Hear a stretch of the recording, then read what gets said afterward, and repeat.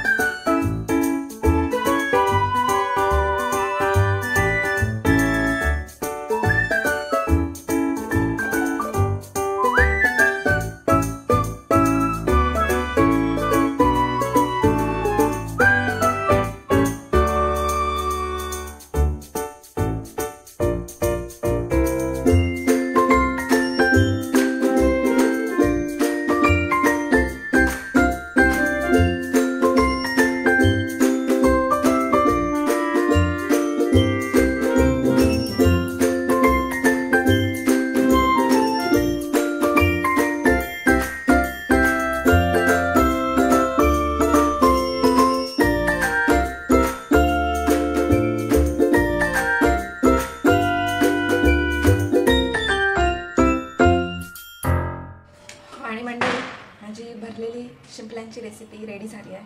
तरी बघा,